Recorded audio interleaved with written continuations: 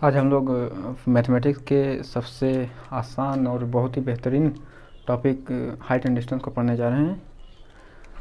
इस टॉपिक को शुरू करने से पहले हमें दो चीज़ें समझना होगा कि एंगल क्या होता है। पहला एंगल क्या होता है, जब कोई दो रेखाओं के बीच के उभयनिष्ठ या कॉमन झुकाव को हम लोग एंगल कहते हैं। एक रेखा यह है, एक रेखा ए बी। ए और बी के बीच का जो कॉमन झुकाव है उसे ही हम लोग एंगल कहते हैं। लेकिन हाइट एंड डिस्टेंस के टर्म में एंगल दो तरह के होते हैं। पहला एंगल होता है उन्नयन कोण, उन्नयन कोण जिसे एंगल ऑफ एलिवेशन भी कहते हैं, एलिवेशन भी कहते हैं। इसका मतलब यह होता है जब हम किसी बिल्डिंग हो या कोई पेड़ हो या ऊंचा कोई चीज़ हो, उसको हम धरातल से देखते हैं, खड़े होकर या बैठकर, जो भी जब देखते हैं तो जो एंगल हम धरातल से बनाते हैं उसे एंगल ऑफ एलिवेशन कहते हैं। ओके। और दूसरा है एंगल ऑफ डिप्रेशन, मतलब अवनमन कोण। जब हम किसी बिल्डिंग या मीनार से चढ़कर धरातल की ओर देखते हैं तो जो हमारा वो झुकाव जो होता है, हॉरिजॉन्टल लाइन यानी क्षैतिज से जो झुकाव होता है, वही हमारा एंगल ऑफ डिप्रेशन होता है। जैसे पॉइंट कोई यहाँ ए है, इसको हम यहाँ से देख रहे हैं, तो यह जो हमारी क्षैतिज लाइन से जो झुकाव होता है थीटा, या इसके पैरेलल यह थीटा, यह एंगल ऑफ एलिवेशन होता है।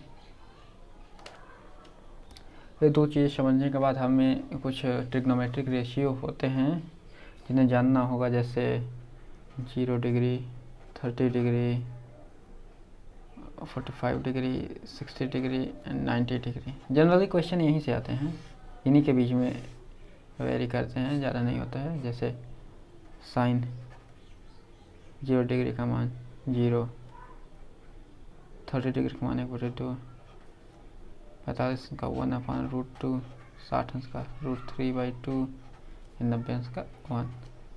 वही कास का ठीक इसका अपोजिट होता है। जो 90 होता है इसका 0 होता है, 90 में इसका 1, √3/2, 1/√2, 1/2, 0 और tan थीटा ये आ जाता है tan थीटा 0,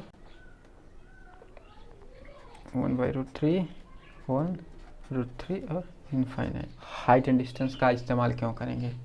हमें जनरली हम लोग देखते हैं कि बहुत सारे रियलिस्टिक प्रॉब्लम होते हैं। जैसे इधर कोई नदी है, मान के चलो बह रही है, एक नदी है और हम इस साइड खड़े हैं। हमें इस नदी की चौड़ाई ज्ञात करनी है, तो हम क्या करेंगे? एक तरीका यह है कि हम नदी को यहाँ से यहाँ तक जाएं, पूरा नाप लें, नाव में बैठकर या जहाज़ में बैठकर जाएं, नाप लें। तो ये बहुत ही दिक्कत वाला काम है, क्योंकि हम हो सकता है कि हम लोगों के पास उतना मेजरमेंट का साधन ना हो। एक दूसरा तरीका यह है, हाइट एंड डिस्टेंस के द्वारा हम नाप सकते हैं। कैसे?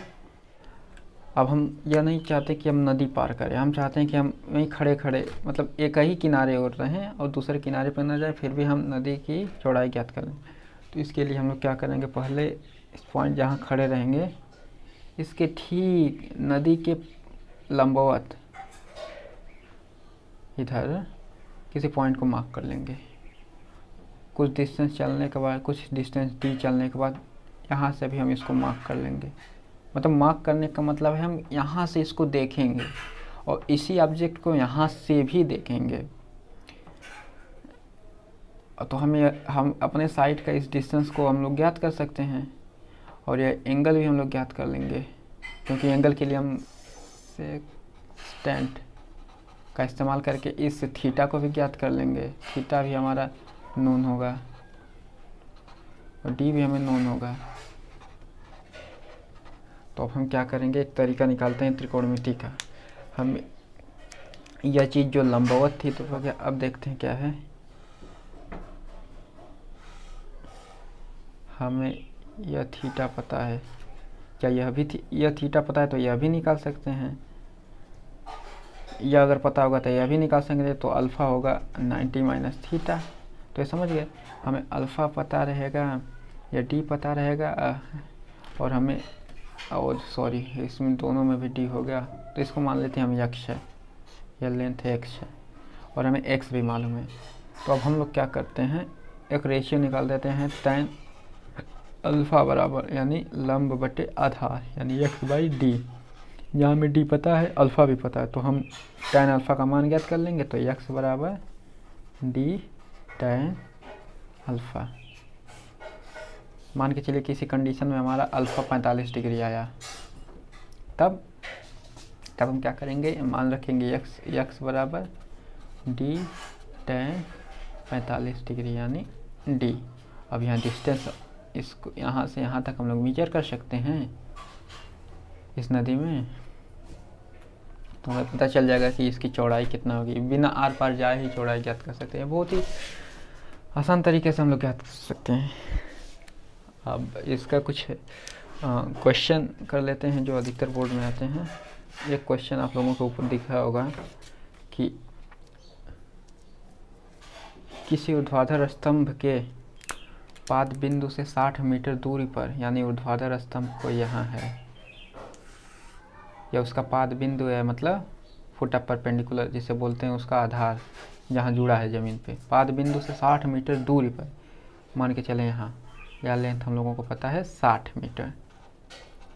60 मीटर दूरी पर क्षैतिज तल पर स्थित एक बिंदु से उसके शीर्ष का उन्नयन कोण, शीर्ष यहाँ है, यहाँ से ऊपर की ओर देखेंगे तो उन्नयन कोण यह 30 डिग्री का है। तो हमें स्तंभ की ऊंचाई ज्ञात करनी है, मतलब हमें यहाँ से यहाँ की जो ऊंचाई है h मान लेते हैं, इसको ज्ञात करना है। तो सिंपल है, हम लोग फार्मूला में मान रखेंगे tan 30 degree is equal to h by 60। tan 60 degree का मान होता है √3 है, 1/1 by √3, h is equal to 60। h is equal to 60 upon √3 is equal to 20√3 बराबर 20 गुणे 1.732 यानी 3734.66 मीटर। अब हमने क्या किया, इस यह जो स्तंभ है, ऊर्ध्वाधर स्तंभ है, हमने क्या किया, इसकी ऊंचाई को ज़मीन से ऊपर नापने की बजाय धरातल पे ही नाप के बता दिया। तो कितना अच्छा लगा, कितना आसान है यह। इसी के एग्जांपल में देखें कि इसका क्या यूज है हाइट एंड डिस्टेंस का। तो हम लोगों ने देखा है कि ये जो माउंट एवरेस्ट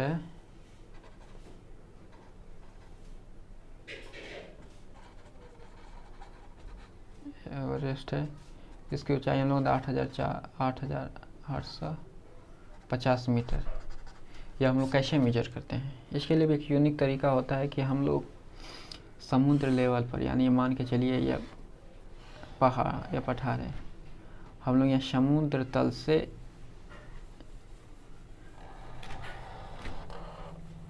पहले थीटा एंगल बनाते हैं, फिर दूसरी जगह से थीटा बना लेते हैं, या थीटा या अल्फ़ा। इसको और आसान तरीके से मैं बताने के लिए एक्सप्लेन कर रहा हूँ दूसरी जगह।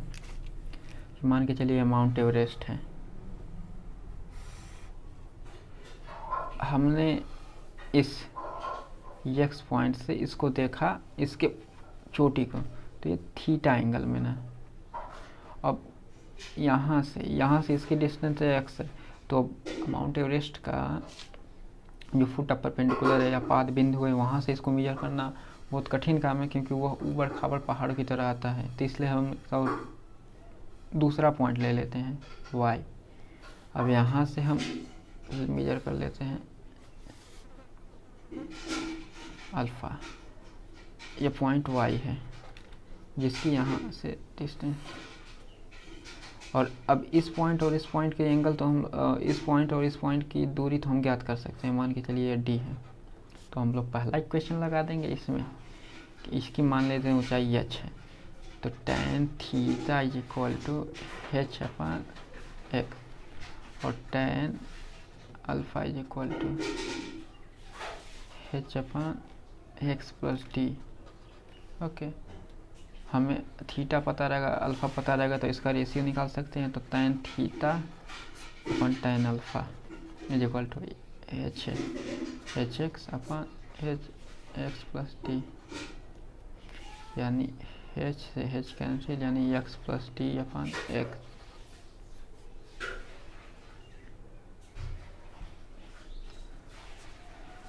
ये क्वेश्चन आ गया।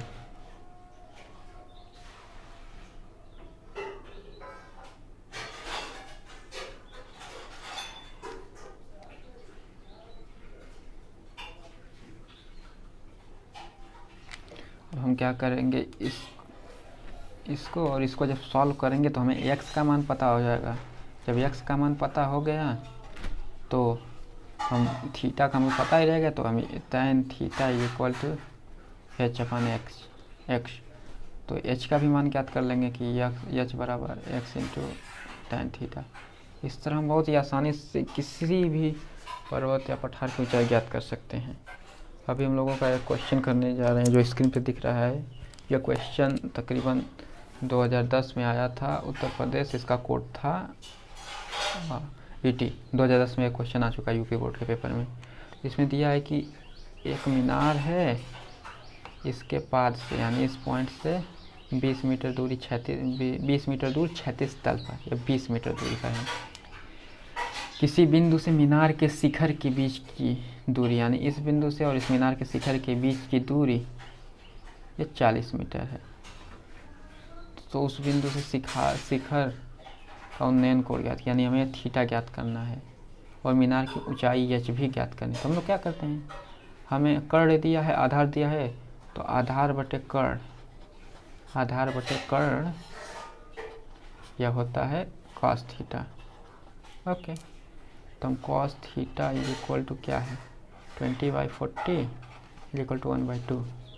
कॉस थीटा बराबर 1/2 बराबर कॉस 60 डिग्री, यानी थीटा हमारा क्या है वो 60 डिग्री है। ओके, और अब हमें ज्ञात करना है एच, यानी tan 60 डिग्री बराबर लंब बटे आधार, यानी लंब है या आधार है, तो एच अपन 20। फिर इसका मान रखेंगे √3 is equal to h/20 h is equal to 20 into √3 is equal to 34.64।